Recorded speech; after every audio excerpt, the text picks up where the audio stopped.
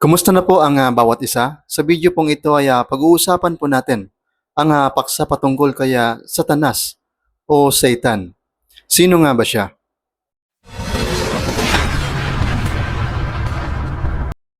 Maraming mga tao ang nagsasabi at naniniwala na si Satanas daw ay may nakakatakot na anyo. May mga nagsasabi din na siya ay may sungay, mapula ang mata, may buntot at tila halimaw ang kanyang muka o anyo.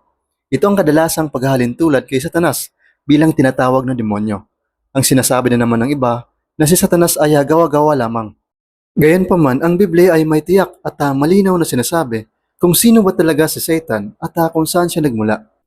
Sa katunayan, ang napakatalino ngunit malupit na kaalaman na ito ni Satanas ay higit pa sa pagkakaalam natin.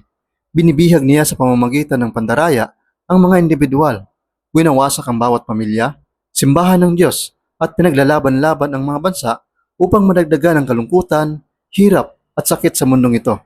Tingnan po natin sa banal na kasulatan ang patotoo, kaya Satanas, na prinsipe ng kasamaan. Ang unang bagay na dapat nating malaman na sinasabi ng Biblia na si Satanas ang author o pinagmulan ng pagkakasala. Ayon sa aklat ng unang Juan 3:8, siya na gumagawa ng kasalanan ay sa Diablo, sapagkat ang Diablo ay nagkasala buhat ng pasimula. At ang Satanas na ito, na tinatawag ding Diablo, ay mayroon siyang orihinal na pangalan. At nabanggit din ito sa aklat ng Isaias 14:12 na ang orihinal na pangalan ni Satanas ay Lucifer, na tinawag na Son of the Morning o tala sa umaga. At si Lucifer ay nilalang lamang din ng Diyos. Ayon sa aklat ng Ezekiel 28:15, wala kang kapintasan, mula pa nang ikaw ay lalangin, hanggang sa maisipan mong mamuhay sa kasamaan. Si Lucifer ay nilikha ng Diyos, tulad pa ng iba pang mga anghel. Si Lucifer ay isang kerubin na tumatakip o anghel. Ang isang anghel na tumatakip ay nakatayo sa kaliwang bahagi ng trono ng Diyos at isa pa sa kanan. Si Lucifer ay isa sa mga mataas na anghel na ito at naging pinuno. Ang kagandahan ni Lucifer ay walang kamalian at kamangha-mangha. Ang kanyang karunungan ay sakdal. Ang kanyang kaliwanagan ay kamangha-mangha. Nagpapahiwatig na siya ay espesyal na nilikha ng Diyos dahil sa kanyang mga katangian. Ang tanong, paano nahulog si Lucifer sa pagkakasala? Sinabi po sa aklat ng Ezekiel 28:17, ang iyong puso ay nagmataas dahil sa iyong kagandahan. Iyong pinasama ang iyong karunungan dahil sa iyong kaningningan.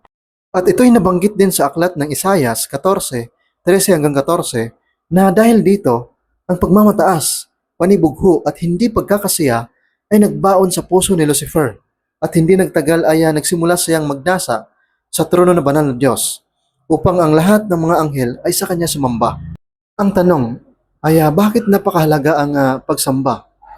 Isang bagay po na dapat nating malaman na ito po ang pangunahing dahilan sa patuloy na hidwaan ng Panginoong Diyos at ni Lucifer o si Satanas. Dapat po nating malaman na ang mga tao ay nilikha ng Diyos upang maging masaya at maging matagumpay kapag Diyos lamang ang ating sasambahin. Kahit na mga anghel sa langit ay hindi dapat sambahin, kundi tanging ang Diyos lamang.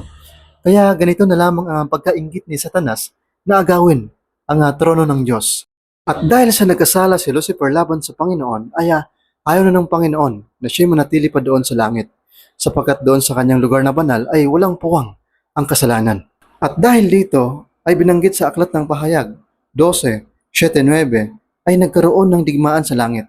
At pinangunahan ito ni Anghel Miguel sa panig ng Panginoong Diyos upang labanan ang kampo ni Satanas at sila tinapon ng Panginoong Diyos dito sa lupa. Dahil sa pandaraya ni Lucifer ay halos 3 bahagi ng anghel sa langit ang kanyang naisama sa pag-aklas laban sa Panginoong Diyos.